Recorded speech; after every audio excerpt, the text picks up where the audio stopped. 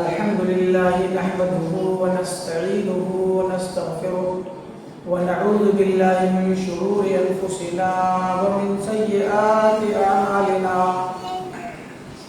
من يهده الله فلا مضل له ومن يضلل فلا هادي له وأشهد أن لا إله إلا الله وحده لا شريك له وأشهد أن محمدا عبده ورسوله أما بعد فإن خير الحديث كتاب الله وخير الهدي هدي محمد صلى الله عليه وسلم وشر الأمور محدثاتها وكل محدثة بدعة وكل بدعة ضلالة وكل ضلالة في النار.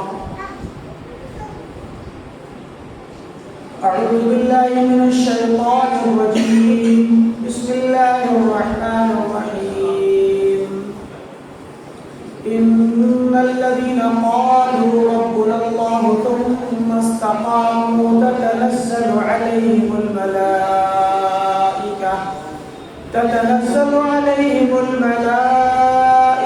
ألا تخافوا ولا تحزنوا وأبشروا بالجنة التي كنتم توعدون نحن أولياؤكم في الحياة الدنيا وفي الآخرة ولكم فيها ما تشتهي أنفسكم ولكم فيها ما تدعون نزلا من غفور رحيم. ومن أحسن قولا ممن دعا إلى الله وقال إنني من المسلمين. وقال النبي صلى الله عليه وسلم يا غلام إني أعلمك كلمات احفظ الله يحفظك احفظ الله تجده تجاهك إذا سألت فاسأل الله وإذا استعنت فاستعن بالله واعلم أن الأمة لو اجتمعت على أن ينفعوك بشيء لم ينفعوك إلا بشيء قد كتبه الله لك وإن اجتمعوا على أن يضروك بشيء لن يضروك إلا بشيء قد كتبه الله عليك. رواه الترمذي وأحمد وصححه الألباني. محترم حاضرین جمعہ، بزرگان دین، نوجوانوں، عزیز بچوں اور گھروں میں تشریف فرما اسلامی ماں اور بہنوں،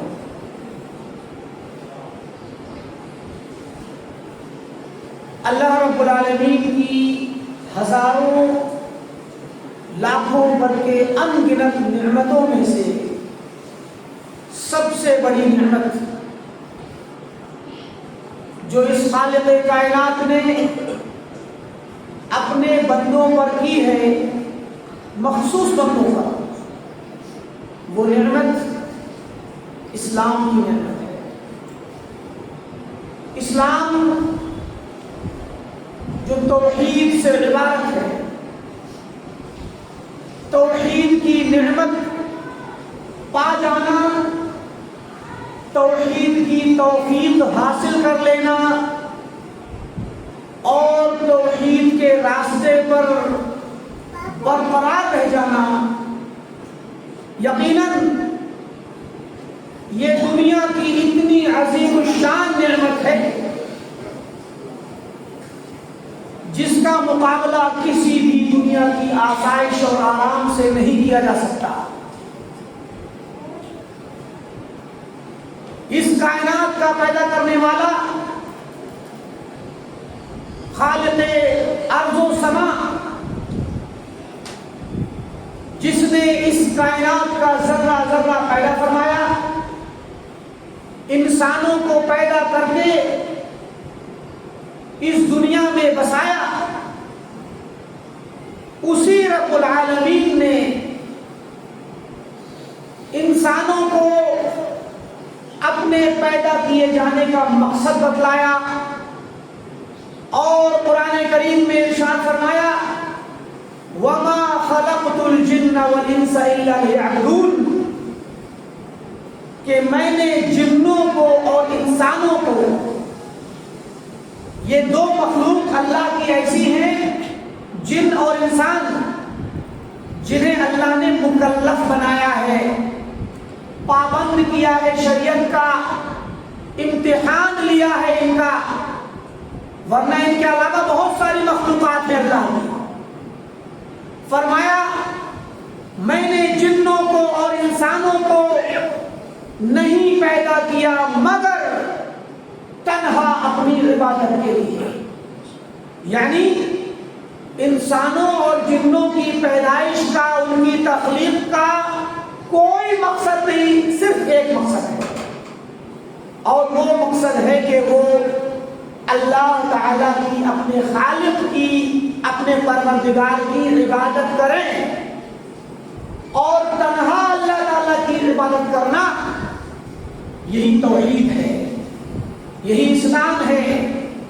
یہی وہ دعوت ہے جس کی خاطر آسمان و زمین کا یہ نظام بنایا گیا، انسانوں کی تخلیق کا نظام بنایا گیا، نبیوں کو بھیجا گیا جنہوں نے آ کر کے لوگوں کو ان کا مقصد یاد دلایا، انہیں بتلایا، جو بھول گئے تھے، جو راہ رات سے دائیں اور بائیں بھٹک گئے تھے، صراط مستقیم کو جو بھول گئے تھے انہیں آ کر کے یاد دلایا۔ سارے نبیوں نے آ کر کے ایک ہی دعوت دی۔ آدم علیہ السلام آئے، انہوں نے اپنے بچوں کو، اپنی اولاد کو سکھلایا، توحید کی دعوت دی، تنہا ایک خالق، ایک پروردگار، ایک رب کی عبادت کی طرف بلایا۔ 1000 سال تک آدم علیہ السلام کی وفات کے بعد 1000 سال تک ان کی ذریت، ان کے بچے، ان کی اولادیں، ان کی نسلیں 1000 سال تک توحید پر قائم رہی۔ توحید کا مطلب ہے اکیلے اللہ کی عبادت کرنا، کسی اور کی عبادت نہ کرنا۔ اس کے بعد جب آدم علیہ السلام کی اولاد میں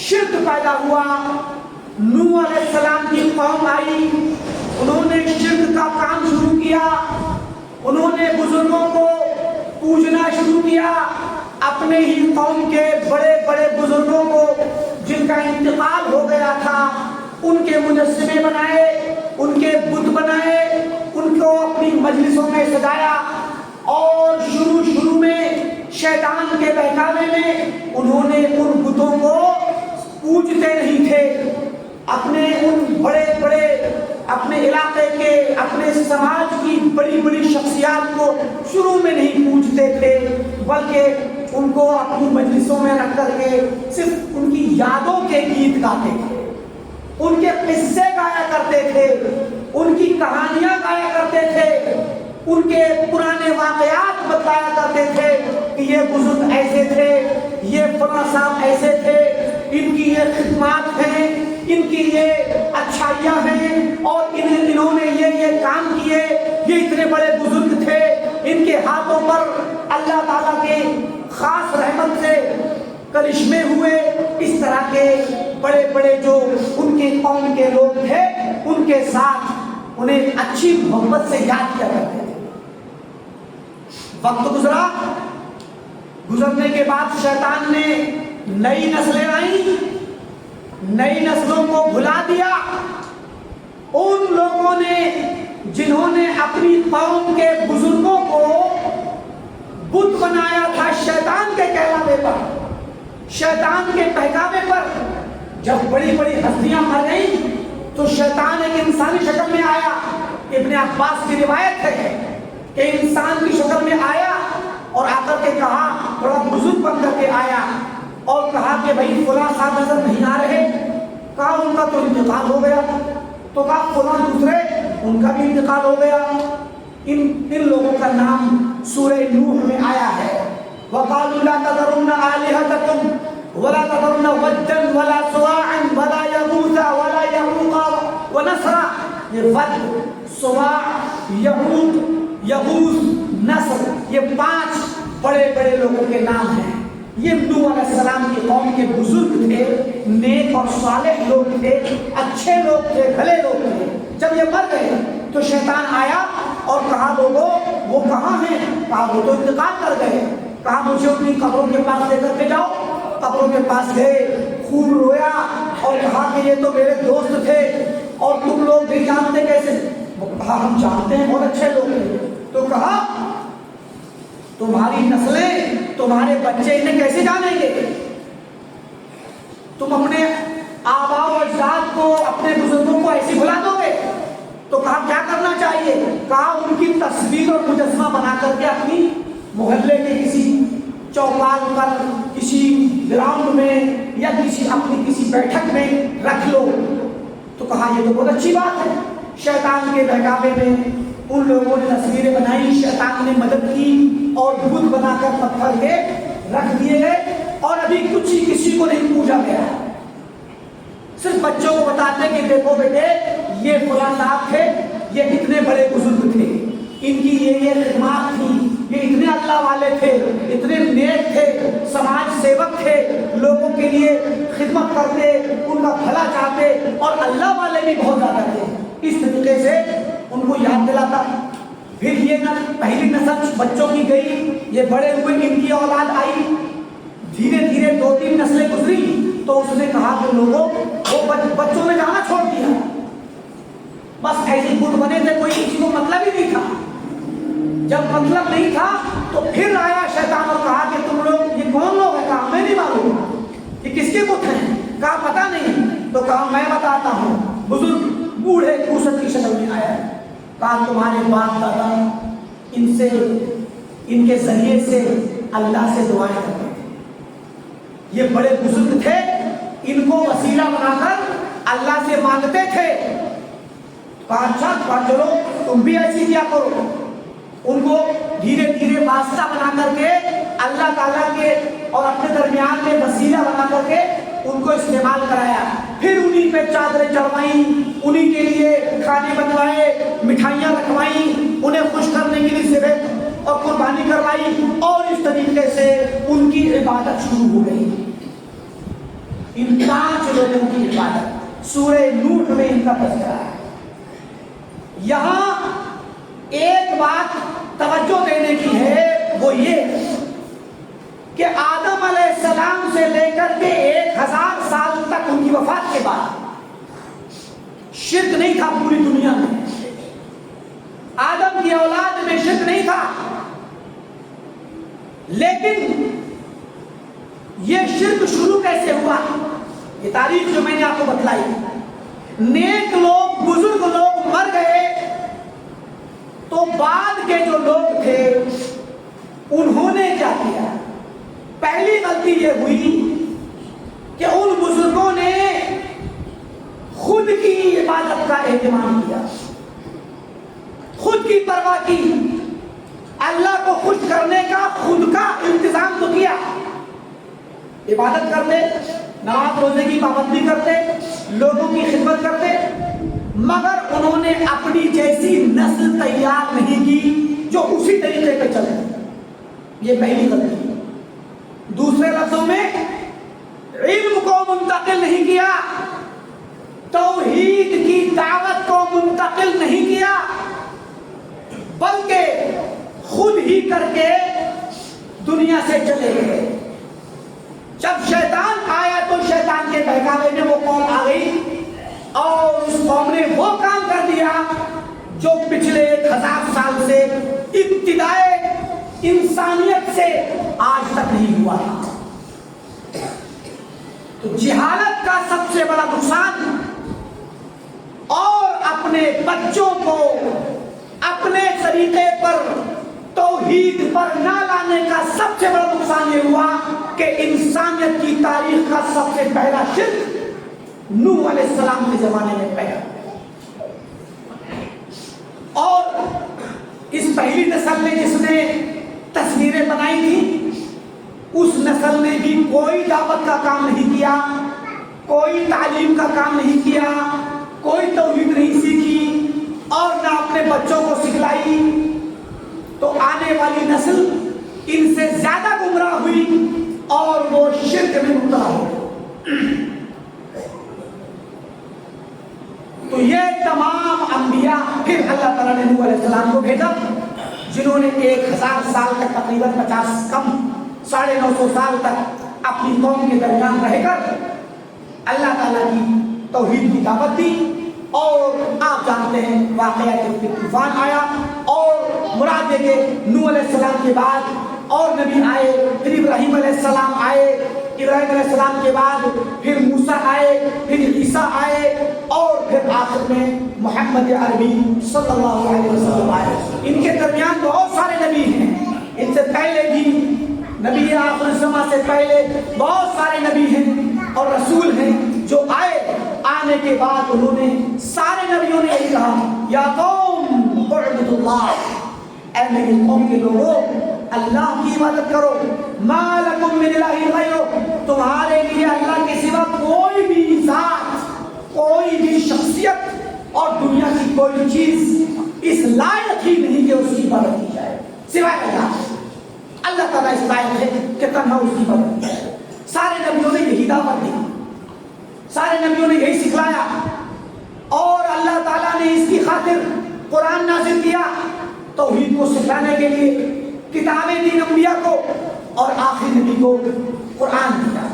ہمارے نبی محمد عربی صلی اللہ علیہ وسلم نے آ کر توحید کی دعوت کو، اسلام کی دعوت کو فائنل شکل میں پیش کیا۔ آخری رسالت، آخری پیغام، آخری میسج جب آیا تو توحید کا مکمل تصور لایا، ایمانیات کا مکمل تصور لایا، تشریعات کا مکمل سیٹ اپ لے کر کے آیا۔ ایسا دین، ایسا عقیدہ، ایسا منہج جو قیامت تک برقرار رہے گا۔ دنیا میں کوئی بھی گمراہی آ جائے، کوئی بھی مسئلہ آ جائے، کوئی بھی پرابلم آ جائے، اس کا حل اس شریعت محمدیہ کے اندر عطا کر دیا گیا۔ یہ آپ جان لیجئے کہ توحید اور اسلام کی دعوت یہ وہ چیز ہے جس کی خاطر اللہ نے ہمیں پیدا کیا ہے، جس کی خاطر اللہ نے نبیوں کو بھیجا، جس کی خاطر کتابیں نازل کی، جس کی خاطر اللہ نے ہمارا امتحان لیا ہے، اور جس کی خاطر یہ ساری دنیا ایک دن فنا ہو جائے گی، اور فنا ہونے کے بعد اللہ کے سامنے جب کھڑی ہوگی تو اسی توحید کا امتحان ہوگا، اسی رسالت کا امتحان ہوگا، اسی عقیدے کا امتحان ہوگا، اسی کا رزلٹ دکھلایا جائے گا، اسی کے مطابق فیصلہ ہوگا۔ اور اسی توحید کی خاطر اللہ تعالیٰ نے جنت پیدا کی، اسی توحید کے مخالفین کے لیے، مشرکین کے لیے جو غیر اللہ کی عبادت کرتے ہیں، جو اللہ کو چھوڑ کر، اس کائنات کے بنانے والے کو چھوڑ کر غیروں کی عبادت کرتے ہیں، غیروں کے سامنے سجدہ کرتے ہیں، ان کو توحید کے مخالف ہونے کی وجہ سے جہنم میں ڈالا جائے گا، جہنم رسید کیا جائے گا۔ یہ توحید ہی کا انجام ہے اور توحید کی مخالفت کا انجام ہے۔ میرے عزیزو، میرے اس آج کے خطبے کی ابتدائی گفتگو سے آپ نے اندازہ لگایا ہوگا کہ اس گفتگو میں جو اصل موضوع ہے، جو اصل نقطہ ہے، وہ اسلام اور توحید کی اہمیت اور ساتھ میں اس پر جمے رہنے، ڈٹے رہنے، قائم رہنے کی اہمیت اور اس کو اپنی نسلوں تک منتقل کرنے کی ضرورت ہے۔ لہذا آج اگر ہم توحید پر ہیں، اسلام پر ہیں، اور بغیر مانگے اللہ تعالیٰ نے ہمیں اسلام دے دیا ہے، ہمیں اسلام میں پیدا کر دیا، ہمیں توحید پر پیدا کر دیا، سنت پر پیدا کر دیا، منہج سلف پر پیدا کر دیا، یا اللہ تعالیٰ نے ہمیں پیدا کہیں اور کیا تھا، لیکن اپنی خاص رحمت سے ہماری رہنمائی کر دی، ہدایت دے دی، تو جان لیجیے کہ یہ اللہ تعالیٰ کی سب سے بڑی نعمت ہے۔ اس نعمت کی قدر کرنی چاہیے۔ اس نعمت کی قدر اگر ہم نے نہ کی تو ہم سے زیادہ خسارہ پانے والا کوئی نہ ہوگا۔ میں ایک مثال دوں آپ کو، اگر کوئی شخص ایسا ہو جس کی پیدائش کسی ایسے گھر میں ہوئی ہے جس میں اللہ تعالیٰ نے پشتوں سے پیسہ اور دولت اور امیری اور ثروت سے نواز دیا ہے، لاکھوں نہیں اربوں ان گنت پیسہ دولت، دنیا کے آسائش اور آرام کے سارے سامان اس کے پاس ہے، ایک شخص امیری میں پیدا ہوا ہے، بلا شبہ یہ اللہ تعالیٰ کی بہت بڑی نعمت ہے، بہت بڑا اس کا احسان ہے۔ جو بچہ پیدا ہوا تو اس نے آنکھ کھولی، ایک بڑے سے گھر میں شیش محل جیسے محل کے اندر، اور ہر طرح کے ناز و نعمت، ہر طرح کے آرام، ماں باپ نے ہر خواہش پوری کی، ماں باپ نے ہر طرح کے کھانے پینے پہننے کپڑے ضروریات تمام چیزوں کو پورا کیا، اچھے اسکول میں پڑھایا، اچھے کھانے کھلائے، اچھی گاڑی عطا کی اور دنیا بھر کی سیر کرائی۔ کیا چاہیے انسان کو؟ یہی سب چاہیے۔ اس بچے نے آنکھ کھولی امیری میں، ماں باپ کا انتقال ہوا، بچہ بڑا ہو گیا، جوان ہو گیا، اس نے اس دولت کو خرچ کرنے کی جو عادت بچپن سے تھی خرچ کرتا رہا، لیکن اس کے باپ نے اسے دولت کی حفاظت کرنا نہیں سکھایا، یا باپ نے سکھایا لیکن اس نے سیکھا نہیں، اس نے پرواہ نہیں کی۔ اب اس دولت کی حفاظت کرنے کی اس کے پاس کوئی بھی ترکیب نہیں، صرف خرچ کرتا جا رہا ہے۔ ایک دن ایسا آئے گا خود کنگال ہو جائے گا اور اس کی اپنی اولاد، اس کی اپنی نسل تباہ و برباد ہو جائے گی۔ یہ دنیا میں دیکھا جاتا ہے، محسوس کیا جاتا ہے، مشاہدہ کیا جاتا ہے، تجربہ کیا جاتا ہے۔ بہت سارے ایسے لوگ ہوتے ہیں دنیا میں، ہر جگہ، ہر شہر میں، دنیا کے کسی بھی کونے میں ہو، ایسے حالات ہوتے ہیں کہ بسا اوقات کسی گھر میں، کسی مالدار گھرانے میں بعض ایسے وارثین، بعض ایسے جانشین، بعض ایسے بچے یا اولادیں ہو جاتی ہیں پیدا یا بڑی ہو جاتی ہیں جو اپنے باپ دادا کی پوری امپائر کو تباہ و برباد کر دیتے۔ تو جس طریقے سے مال ایک بڑی نعمت ہے، قیمتی چیز ہے، اس کی حفاظت ہم خود کرتے ہیں اور اپنے بچوں کو حفاظت کرنا سکھاتے ہیں تاکہ وہ بچے خود اور ان کی آنے والی نسلیں اس دولت سے محروم نہ ہو جائیں، فقیری کا شکار نہ ہو جائیں، کلاش نہ ہو جائیں، تنگ دست و تہی دست نہ ہو جائیں اور دنیا میں بھیک مانگنے کا پیالہ نہ پکڑ لیں۔ ہم ڈرتے ہیں، ہم توجہ دیتے ہیں، زور خرچ کرتے ہیں، بچوں کو سکھاتے ہیں۔ تو یہ تو دنیا کی نعمت ہے۔ زندگی جینے کے لیے چند دن کی زندگی کی، چند دن کے آرام کی ایک نعمت ہے۔ 60 سال، 70 سال، 80 سال کوئی جیا اور اس نے کھایا پیا، آرام کیا، پھر چلا گیا۔ ایسی اس کی آگے والی نسل بھی ایسی ہی رہے گی اور اتنی عمر پا کے چلی جائے گی۔ ایک مختصر سی زندگی کے لیے، اس دنیا کی فانی زندگی کے لیے ہم اتنی محنت کرتے ہیں، اتنا زیادہ سوچتے اور فکر کرتے ہیں، اپنے بچوں کو مال کمانے کے طریقے سکھاتے ہیں، مزید پرانے کی حفاظت اور نیا سکھانے کی تربیت دیتے ہیں تاکہ پرانا محفوظ رہے اور مزید اضافہ ہو، دولت بڑھے، تاکہ کبھی بھی کوئی خطرہ نہ آئے، مزید بڑھتا جائے تو انسان زندگی اچھے سے گزارے گا، اس کے بچوں کا بھی مستقبل سیکیور ہوگا۔ تو پھر وہ زندگی جو آخرت کی ہے، جو ہمیشہ رہنے والی ہے، وہ کامیابی جو ہمیشہ کی ہے، اگر وہ کامیابی ملی تو سب سے بڑی اللہ کی نعمت، سب سے بڑی خوش نصیبی، اور اگر وہ کامیابی نہ ملی تو اس سے بڑا خسارہ کوئی نہیں ہوگا۔ تو اس کامیابی کے لیے ہم جو نعمت ضروری ہے اس نعمت کی حفاظت کی فکر کیوں نہیں کرتے؟ ہمارے پاس ایمان ہے، ہمارے پاس اسلام ہے، ہمارے پاس ہے، ہمارے پاس سنت ہے، ہمارے پاس سلف اور صحابہ کا طریقہ ہے۔ اللہ کی قسم یہ اللہ کی بہت بڑی نعمت ہے، اور یہ نعمت ہمیں آخرت کی کامیابی کی ضمانت دیتی ہے۔ اگر ہم نے اس نعمت کی قدر نہ کی اور اس کی حفاظت نہ کی، بلکہ اس کی حفاظت کے ساتھ مضبوطی سے قائم رہنے کی تربیت اپنے بچوں کی نہ کی، تو جان لیجیے کہ وہ دن بعید نہیں کہ اس کفرستان کے اندر جہاں چاروں طرف کفر ہے، چاروں طرف شرک ہے، چاروں طرف الحاد ہے، اور خصوصی طور پر یہ سرزمین متھرا جہاں پر شرک اور کفر کا بازار لگا ہے، جہاں پر غیر اللہ کی عبادت ہوتی ہے، ہر گلی ہر کوچے میں غیر اللہ کی عبادت کے مظاہر ہیں۔ اللہ تعالیٰ کو چھوڑ کر اللہ کے دین کی بغاوت کے مظاہر آپ کو ہر جگہ ملیں گے، اللہ تعالیٰ کو ناراض کرنے والوں کے مظاہر ملیں گے۔ اسلام کے خلاف کفر کا یہاں پر بول بالا ہے۔ اسلام تھوڑا سا ہے، مسلمان تھوڑے سے ہیں، اللہ کو جاننے والے تھوڑے سے ہیں۔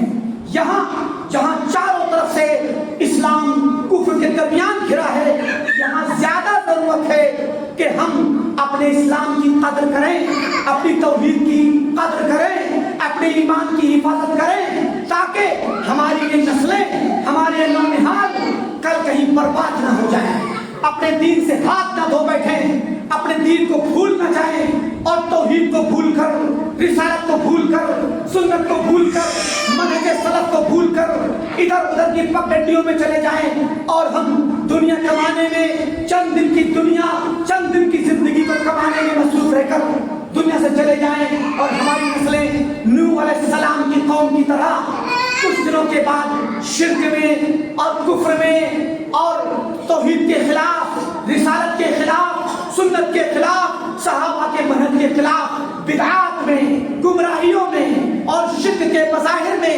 تعویذ گھنٹوں میں، غیر اللہ سے مدد مانگنے میں، غیر اللہ کے دروں پر جانے میں مشغول ہو کر کے اپنی آخرت کو تباہ کر لیں۔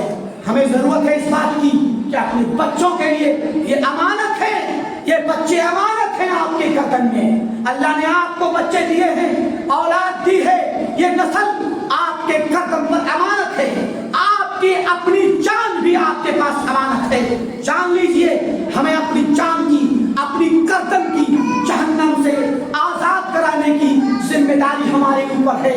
ہم اللہ تعالیٰ سے دعا کریں، اللہ کے راستے پر آئیں، اور جو آیت کریمہ میں نے پڑھی تھی، ان الذین قالوا ربنا اللہ، بے شک وہ لوگ جنہوں نے کہا ربنا اللہ، ہمارا رب اللہ ہے، ہمارا رب اللہ ہے، ثم استقاموا، اس کے بعد استقامت پر رہے، جم کر کے ڈٹ گئے، اس دین پر، توحید پر قائم ہو گئے۔ ثم استقاموا، یہ لفظ تو ایک ہے استقاموا، مگر اس استقامت کے پیچھے، اس استقامت کے معانی، اس لفظ کے اندر سمندر ہے معانی کا، سمندر ہے احساس کا، پوری تاریخ اس کے اندر بھری پڑی ہے۔ ثم استقاموا کا لفظ آپ قرآن میں پڑھ کر یا کسی کی زبان سے سن کر کے گزر نہ جائیں کہ جنہوں نے کہا ہمارا رب اللہ ہے اور پھر قائم رہے۔ استقاموا، استقامت بہت بڑی چیز ہے، بہت مشکل چیز ہے، بہت ہی بھاری چیز ہے۔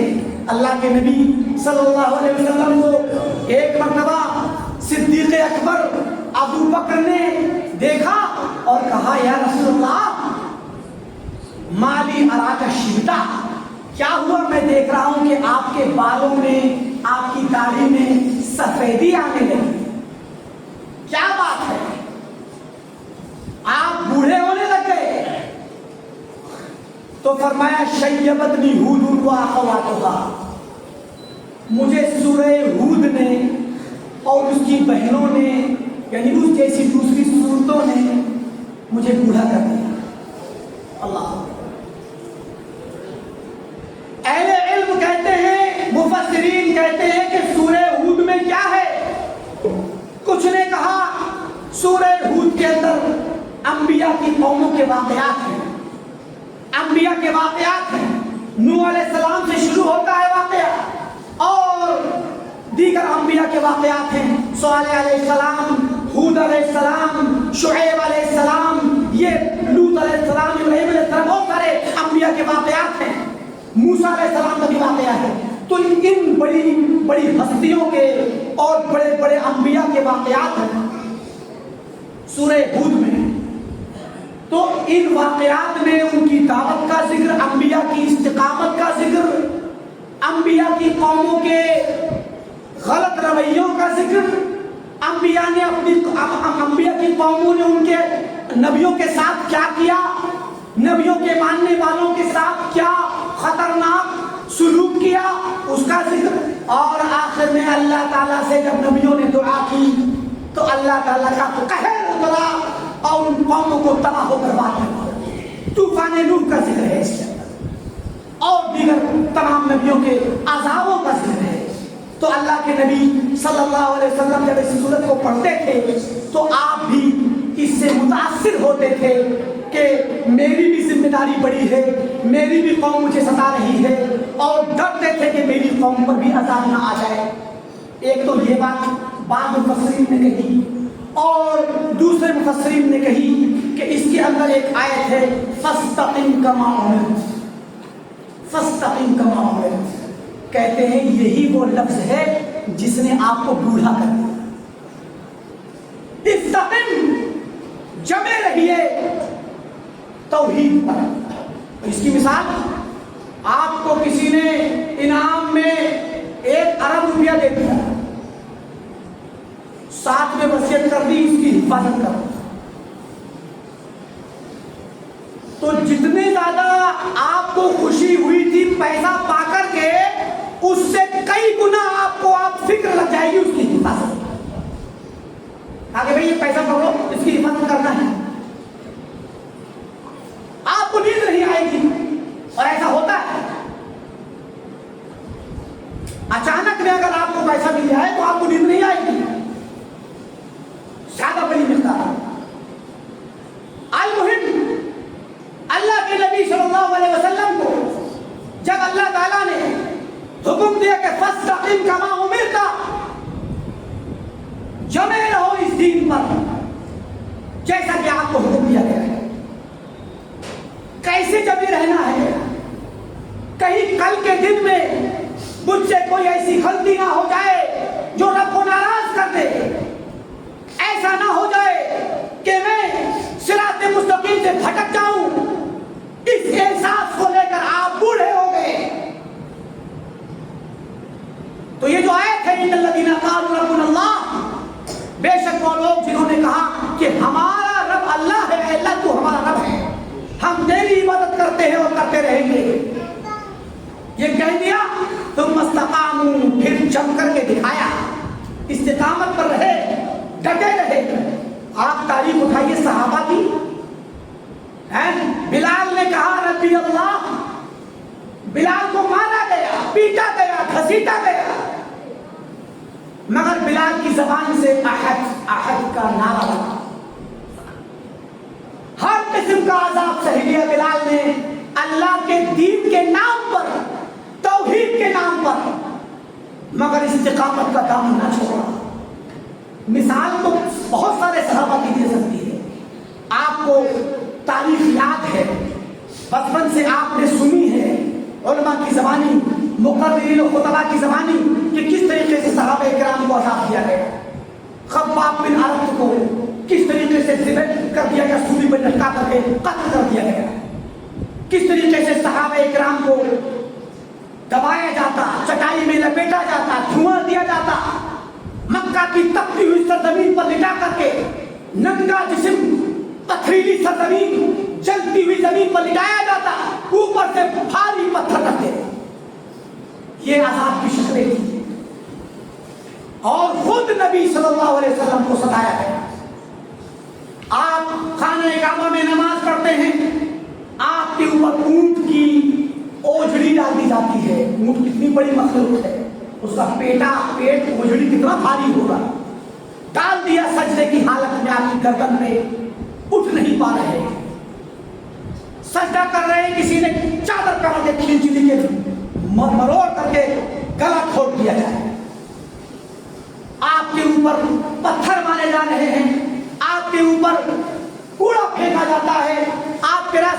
کانٹے ڈالے جاتے ہیں. آپ جاتے ہیں مینا میں اور عرفات میں, پورے عرب کے جو لوگ حج کرنے آئے ہیں ان لوگوں کے درمیان دعوت کرنے جاتے ہیں. ایک خیمے میں جاتے ہیں, پھر نکل کے دوسرے میں جاتے ہیں. ایک شخص پیچھے پیچھے چلتا ہے اور پتھر مارتا ہے اور کہتا ہے لوگوں سننا نہیں اس کی بات, یہ پاگل ہو گیا ہے. اور وہ شخص کون ہے؟ آپ کا چچا ابو لہب. طائف کا واقعہ آپ جانتے ہیں, کس طرح آپ کو لہو لہان کر دیا. یہ وہ استقامت ہے. استقامت کا مطلب ہے توحید کے نام پر 1000 مشکلات آئیں گی, اسلام کے نام پر 1000 تکلیفیں آئیں گی, مگر اسلام کا دامن نہیں چھوڑنا, توحید کا دامن نہیں چھوڑنا, گردن کٹوا لینا مگر ایمان نہ چھوڑنا, توحید نہ چھوڑنا, اللہ کو ناراض مت کرنا. کیونکہ یہ زندگی چند دنوں کی ہے, چند ایام کی ہے, گنی چنی ایام ہے, گنی چنی عمر ہے. آخری زندگی, اصلی زندگی, آرام کی زندگی, ہمیشہ کی زندگی آخرت کی ہے. اور کامیاب وہ ہے جس کو توحید پر موت آ جائے. یا ایھا الذین آمنوا اتقوا اللہ حق تقاتہ ولا تموتن الا وانتم مسلمون. اے ایمان والو اللہ سے ڈرو حق تقاتہ, ویسے ہی جیسے اس سے ڈرنے کا حق ہے. اللہ سے ڈرنے کا حق یہی ہے کہ کوئی بھی تکلیف ہو اللہ کا دربار نہیں چھوڑنا. چاہے گھریلو تکلیف ہو, جسم کی ذاتی تکلیف ہو, مشکلات ہو, مالی پریشانیاں ہو, تنگ دستی ہو, کام نہیں چل رہا, گھاٹا لگ گیا, بیمار ہیں, طرح طرح کی روزمرہ کی مشکلات ہو, یا باہر سے کسی چیز کی کوئی تکلیف ہو جو دین کے نام پر دی جاتی ہو. اللہ کی قسم یہ چند روزہ ہیں, یہ کچھ نہیں ہے. صحابہ نے اور صحابہ سے پہلے پرانی قوموں کے مسلمانوں نے, نبیوں کی قوموں کے مسلمانوں نے ان تکلیفوں کو ہنستے ہنستے سہا ہے. اللہ کے نبی صلی اللہ علیہ وسلم ایک مرتبہ خانہ کعبہ میں بیٹھے ہوئے تھے, ٹیک لگا کر کے.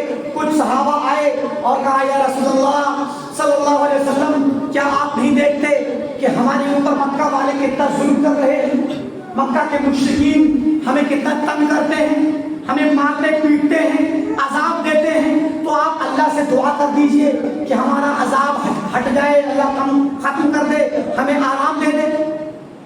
تو اس پر نبی صلی اللہ علیہ وسلم نے, آپ بیٹھے ہوئے تھے, ٹیک لگا کر کے سیدھے ہو گئے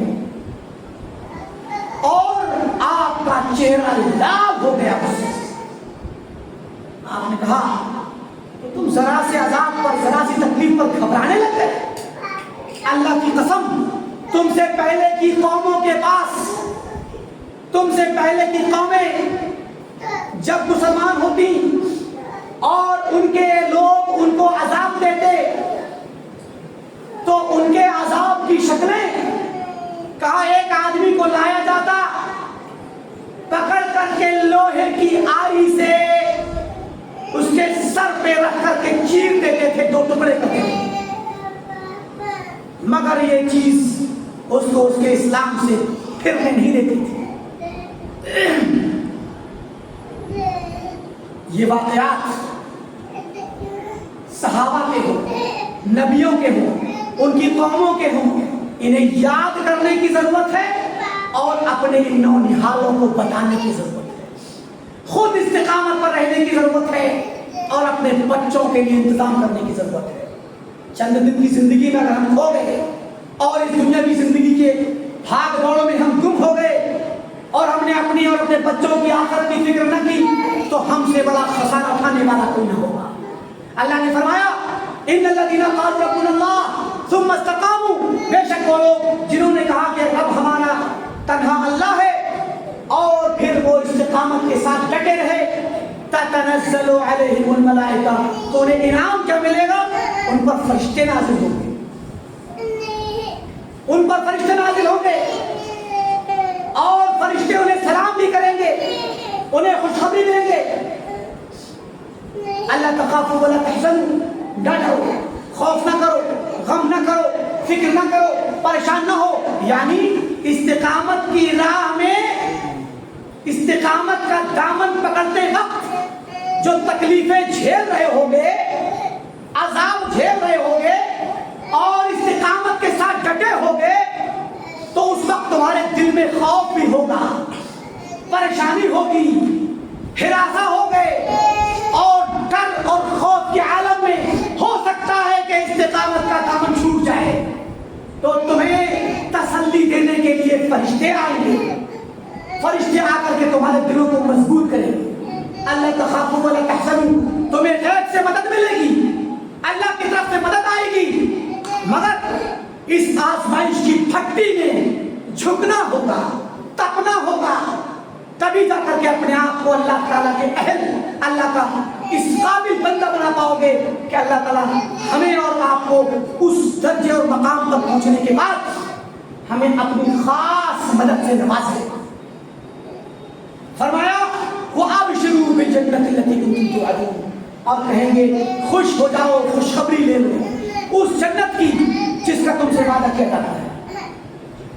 اور اس کے بعد لمبی آیات ہیں، میں سب کا ترجمہ نہیں کروں گا، آپ قرآن کریم کو ترجمے سے پڑھیں اور ان آیات پر غور کریں کہ اللہ تعالیٰ نے کس طریقے سے ہمیں استقامت پر رہنے اور استقامت کے نتیجے میں کیا حل عطا کیا ہے اور کیا اچھا انجام اس کا بتلایا ہے، یہ ہماری ذمہ داری ہے۔ میں نے اس آیت کے بعد ایک حدیث پڑھی تھی ترمذی کی اور مسند احمد کی، اس حدیث میں عبداللہ بن عباس رضی اللہ عنہ کی روایت ہے۔ اب تک کی گفتگو یہ بڑے لوگوں کے لیے تھی، ذمہ دار لوگوں کے لیے تھی، جو ہمارے بڑے لوگ ہیں گھر کے یا عمر میں بڑے ہیں، باپ ہوں، دادا ہوں، بھائی ہوں، جو بڑے ہیں۔ اور اب جو گفتگو آ رہی ہے وہ بچوں کے لیے۔ پیارے نبی صلی اللہ علیہ وسلم نے اپنے چچزاد بھائی عبداللہ بن عباس رضی اللہ تعالیٰ عنہ کو ایک مرتبہ ان سے کہا یا غلام انی اعلمک کلمات، اے بیٹے، اے بچے، لڑکے، غلام کہتے ہیں چھوٹے لڑکے کو جو 10-12 سال تک کا ہو، 10-12 سال تک کا بچہ عربی زبان میں غلام کہا جاتا ہے اس کو۔ تو کہا اے غلام انی اعلمک کلمات، میں تمہیں چند باتیں سکھلا رہا ہوں، انہیں یاد رکھنا۔ پہلی بات احفظ اللہ یحفظک، تم اللہ کی حفاظت کرو، اللہ تمہاری حفاظت کرے گا۔ بچے اللہ کی حفاظت کرو، اللہ تمہاری حفاظت کرے گا۔ یہ بھی استقامت کی ہے۔ کیسے؟ اللہ کی حفاظت کیسے ہوگی؟ کیا اللہ تعالیٰ کو ہماری حفاظت کی ضرورت ہے؟ وہ تو خود ہماری حفاظت کرتا ہے۔ اللہ کی حفاظت اپنے دل میں کرو۔ اللہ پر جو ایمان رکھتے ہو، اللہ تعالیٰ کو جو جانتے ہو، تم اپنا معبود مانتے ہو، اس کے سامنے سجدہ کرتے ہو، اس کی توحید کو جو جانتے ہو نا، یہ توحید اور ایمان جو تمہارے دل میں ہے، اس ایمان کی حفاظت کرو، ایسا نہ ہو کہ یہ نکل جائے۔ اللہ جو تمہارے دل میں آ بسا ہے ایمان کی شکل میں، تم ایمان لائے اللہ پر، اس کی توحید پر، اس کی شریعت پر، اس کو تم نے اپنا معبود بنا لیا، دل میں بٹھا لیا نا، اب کس اللہ کی اس کی حفاظت کو جو تمہارے دل میں ہے، یہ حفاظت تم اپنے لیے کرو گے۔ اگر حفاظت نہ کی تو شیطان بھلا دے گا، اللہ تعالیٰ تمہارے دل سے نکل جائے۔ اور اگر تم نے حفاظت کر لی تو اب اللہ تمہاری حفاظت کرے گا، اللہ تمہاری مدد کرے گا۔ اب اللہ کی حفاظت کیسے ہوگی؟ ایک تو دل کے اندر جو ایمان ہے اس کی حفاظت کی جائے، ہمارا دل اللہ کی یاد سے غافل نہ ہو، ہمارا دل اللہ کی محبت سے غافل نہ ہو، اللہ کے خوف اور ڈر سے کبھی بھی غافل نہ ہو، اور اللہ کی طلب میں ہمیشہ رہے، اللہ کی یاد بھی تازہ رہے، اللہ کی تعظیم ہو دل میں، محبت ہو, اس پر توکل ہو اور اس کی طرف ہمیشہ ہمارا کھنچاؤ رہے, اور اس کے نتیجے میں اللہ تعالیٰ کی عبادت کی حفاظت کرے. اللہ نے حکم دیا صلاۃ کا, 5 وقت کی نماز کی حفاظت کرے. حافظوا علی الصلوات والصلاۃ الوسطی, اللہ نے خود کہہ دیا کہ ساری نمازوں کی حفاظت کرو, والصلاۃ الوسطی, اور درمیانی نماز یعنی عصر کی نماز کی حفاظت کرو. وقوموا للہ قانتین, اور اللہ کے سامنے قنوت کے ساتھ, خشوع خضوع کے ساتھ کھڑے ہو جاؤ.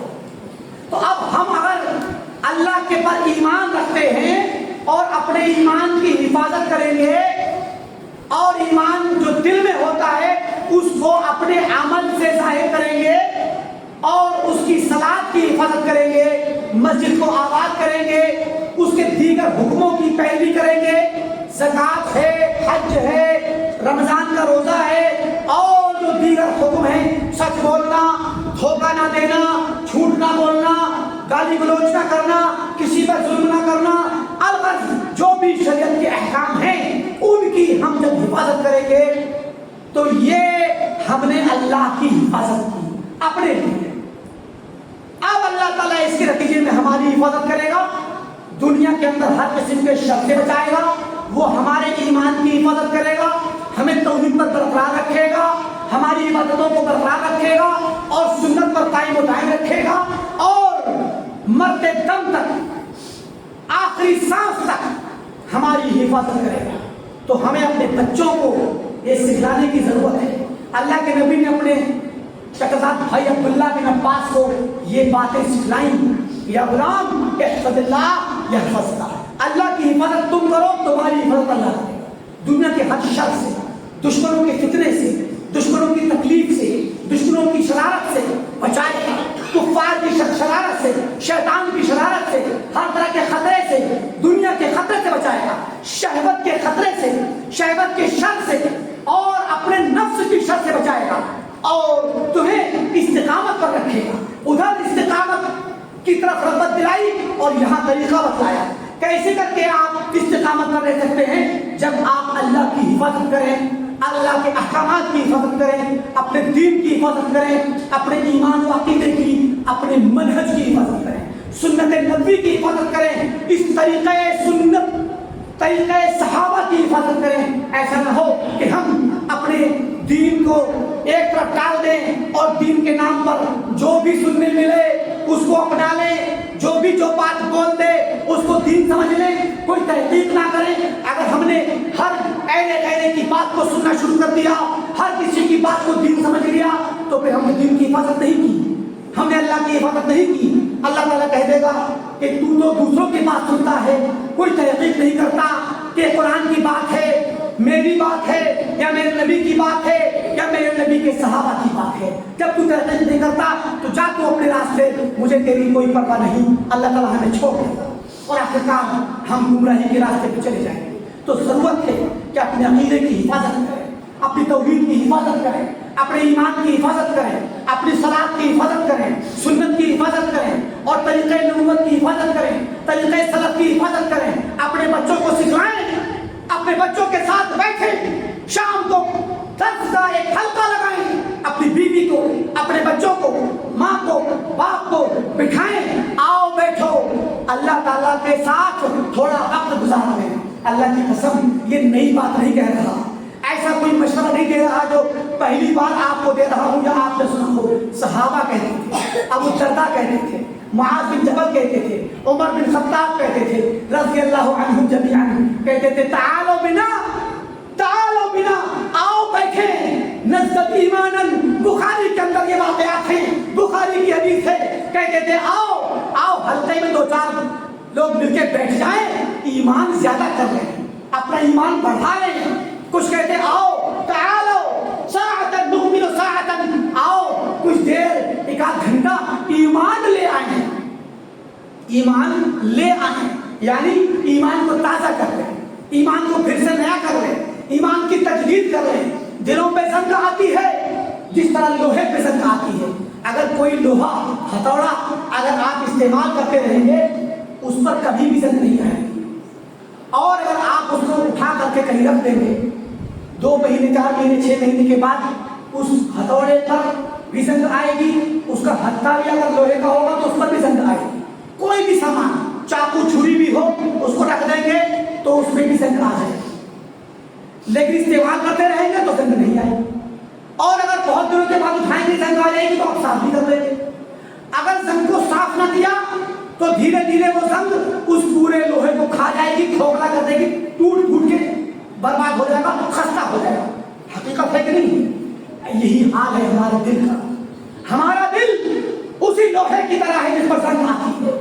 اگر ہم نے اپنے دل کو اللہ کے ذکر سے تازہ نہ کیا، اللہ کے ایمان سے تازہ نہ کیا، توحید کے ذکر سے دوبارہ سے زندہ نہ کیا، تو یہ ہمارا دل زنگ آلود ہو جائے گا، مردہ ہو جائے گا، اور آخرکار یہ اللہ سے اتنا دور ہو جائے گا کہ پھر بلانے پر بھی نہیں آئے گا، بلانے پر بھی اس کو کوئی جنبش نہ ہوگی، یاد دلانے پر اسے کچھ یاد نہیں آئے گا۔ اور اللہ تعالیٰ کا نظام ہے، اللہ کا قانون ہے کہ جو شخص اللہ سے دور بھاگتا ہے اللہ تعالیٰ اس سے دور بھاگتا ہے، اس کو چھوڑ دیتا ہے۔ فَلَمَّا زَاغُوا أَزَاغَ اللَّهُ قُلُوبَهُمْ، جب ان لوگوں نے انحراف کی راہ اختیار کی تو اللہ تعالیٰ نے ان کے دلوں کو گمراہ کر دیا، ان کو منحرف کر دیا۔ نَسُوا اللَّهَ فَنَسِيَهُمْ، فرمایا یہ اللہ کو بھول گئے، اللہ ان کو بھول گیا، یہ اللہ کو بھول گئے، اللہ ان کو بھول گیا۔ اللہ کا نظام ہے۔ اور ایک بات جان لیجیے، جس طریقے سے آج اللہ تعالیٰ نے ہدایت دی ہے، ہدایت 2 طرح سے دیتا ہے اللہ تعالیٰ، اور دونوں آپ کے سامنے موجود ہیں مثال ہے۔ ایک دیتا ہے خود سے بغیر مانگے، جس کو ہدایت کے گھر میں پیدا کر دیا اس کو بغیر مانگے انعام دے دیا، ویسے جیسے کہ کسی بچے کو مالدار گھرانے میں پیدا کر دیا، بغیر مانگے دولت مل گئی اس کو۔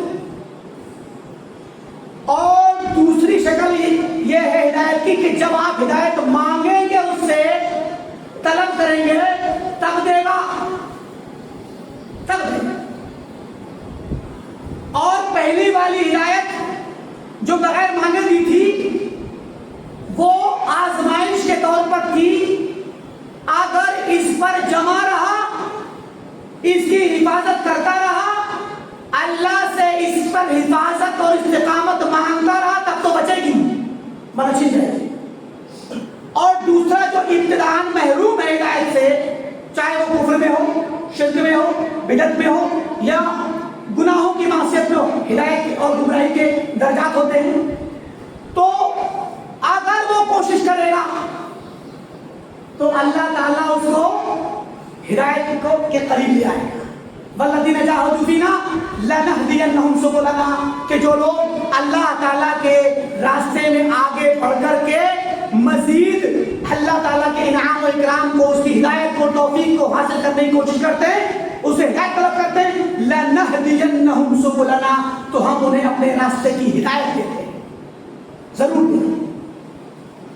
تو مانگنے پر، کوشش کرنے پر دیتا ہے، جیسے کہ ایک غریب شخص محنت کرتا ہے، مشقت کرتا ہے، کوششوں میں لگ جاتا ہے، اور آخرکار اللہ تعالیٰ اس کو نوازنا شروع کرتا ہے، تو وہ ایک وقت کے بعد وہ یا اس کے بچے آخرکار مالداری اور اللہ تعالیٰ کی طرف سے آسودہ حالی میں آ جاتے ہیں۔ تو ایک شخص ہے جو محنت کر کے حاصل کرتا ہے پیسہ، اور ایک جو بغیر محنت کے ملتے ہیں، لیکن اس پر حفاظت کی ذمہ داری ہے، حفاظت کرے گا تو بچے گی ورنہ جائے گی۔ ایسے ہی ہدایت ہے، اگر اللہ نے آپ کو ہدایت پر پیدا کیا ہے تو آپ پر سب سے بڑی ذمہ داری ہے اس ہدایت کی حفاظت کی، اس اللہ کی نعمت کی حفاظت کرنے کی ذمہ داری ہے۔ اور یہ ذمہ داری اپنی حد تک نہیں، اپنے بچوں میں، آنے والی نسلوں میں منتقل کرنے کی ذمہ داری ہے، ورنہ یہ ہدایت ضائع ہو جائے گی۔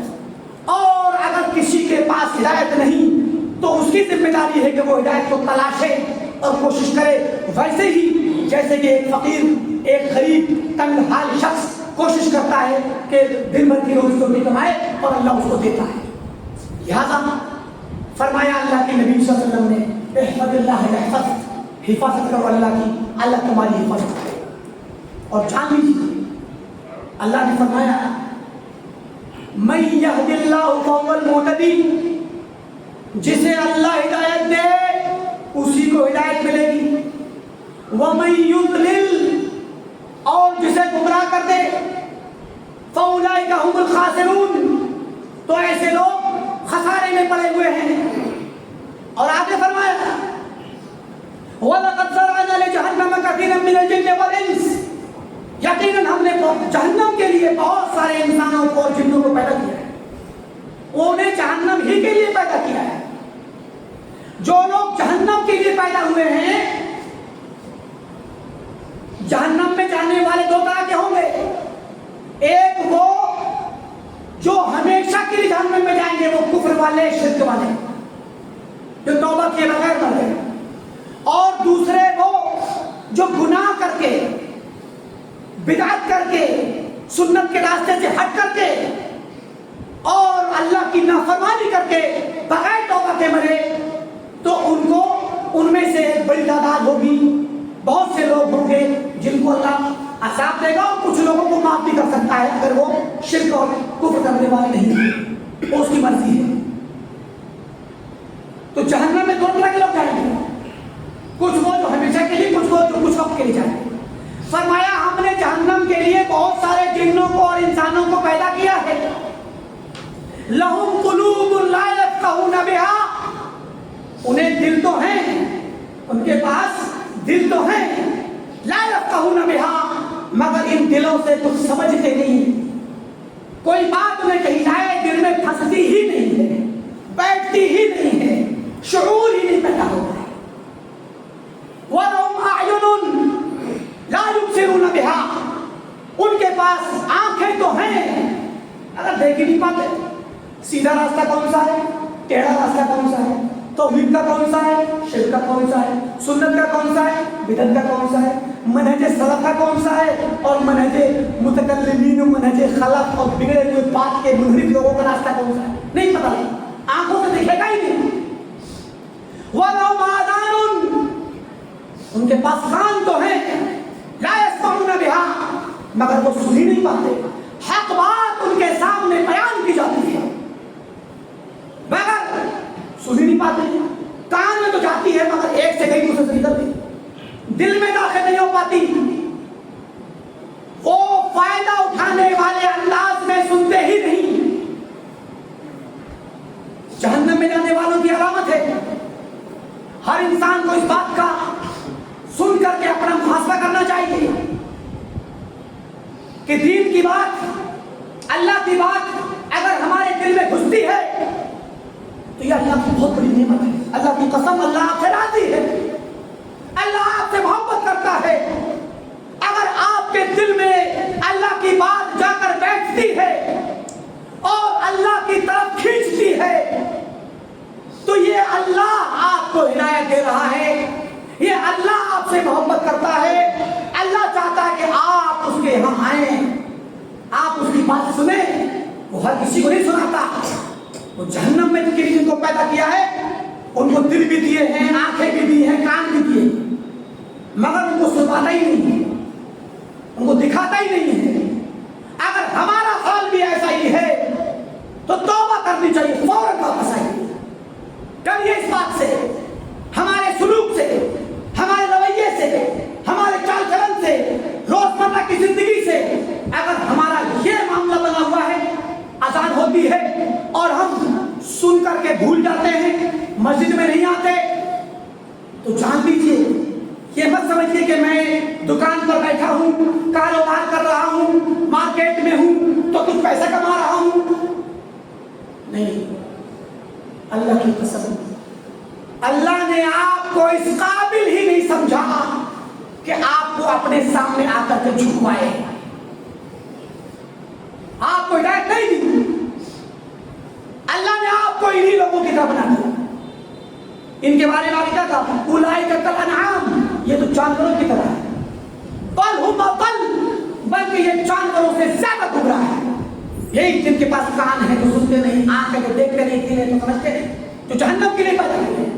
جو لوگ جہنم کے لیے پیدا ہوئے ہیں وہ دین کا پیغام سن کر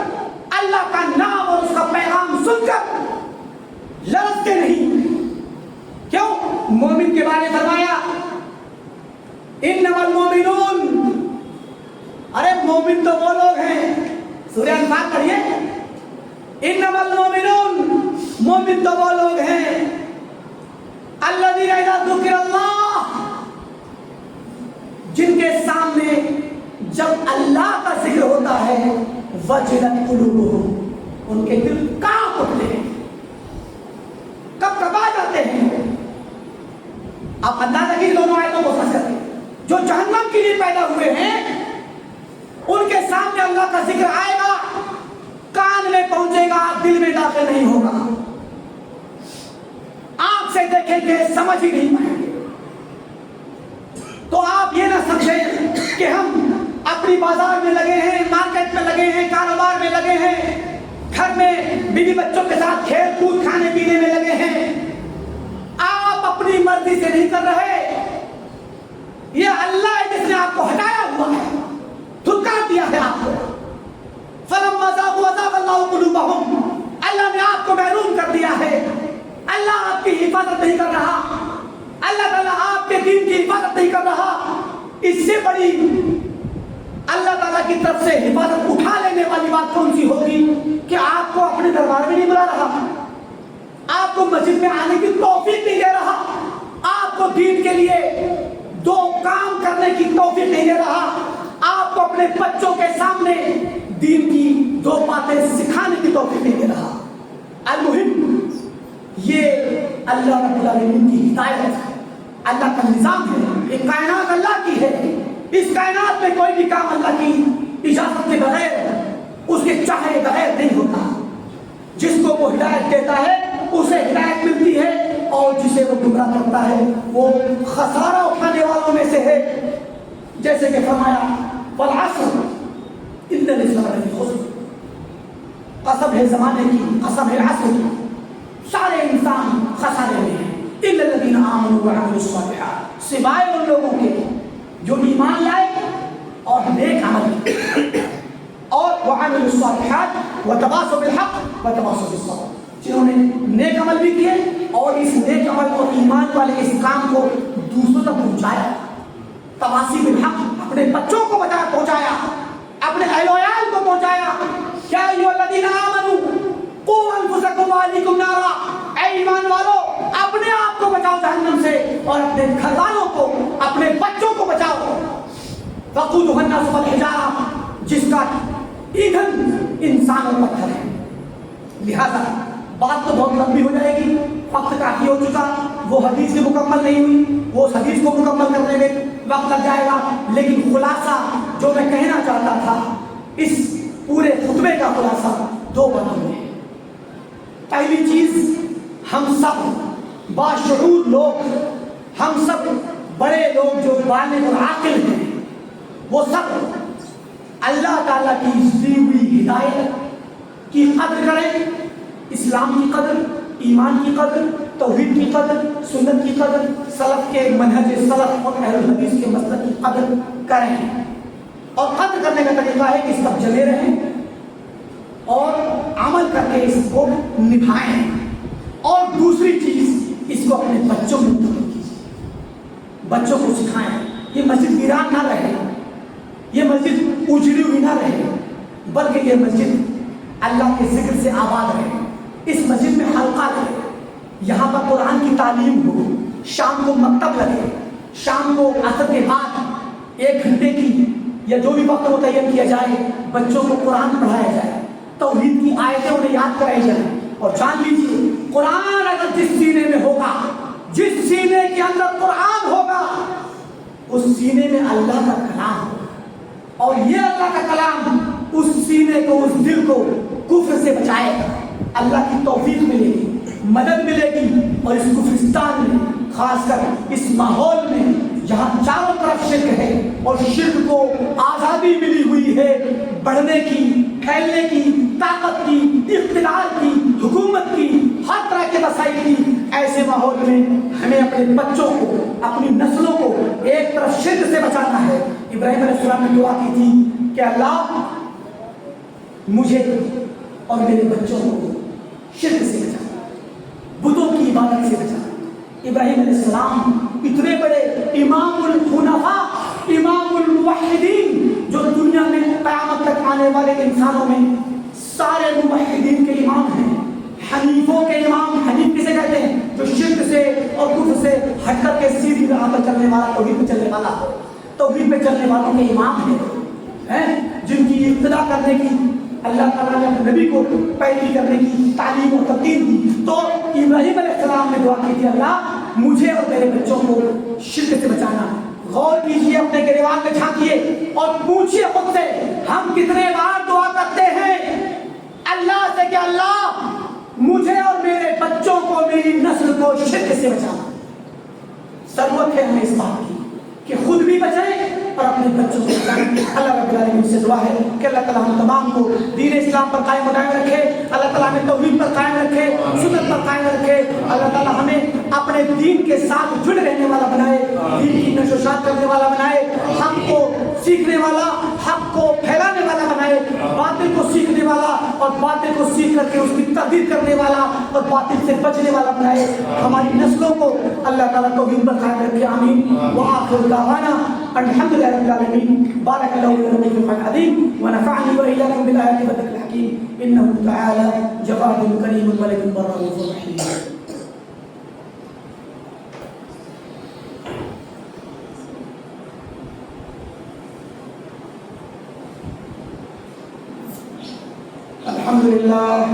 الحمد لله نحمده ونستعينه ونستغفره ونعوذ بالله من شرور أنفسنا ومن سيئات أعمالنا، من يهده الله فلا مضل له ومن يضلل فلا هادي له، وأشهد أن لا إله إلا الله وحده لا شريك له، وأشهد أن محمدا عبده ورسوله۔ إن الله وملائكته يصلون على النبي، يا أيها الذين آمنوا صلوا عليه وسلموا تسليما۔ اللهم صل على محمد وعلى آل محمد كما صليت على إبراهيم وعلى آل إبراهيم إنك حميد مجيد۔ اللهم بارك على محمد وعلى آل محمد كما باركت على إبراهيم وعلى آل إبراهيم إنك حميد مجيد۔ عباد الله رحمكم الله، إن الله يأمر بالعدل والإحسان وإيتاء ذي القربى وينهى عن الفحشاء والمنكر والبغي يعظكم لعلكم تذكرون۔ اذكروا الله يذكركم وادعوه يستجب لكم، ولذكر الله أكبر والله يعلم ما تصنعون۔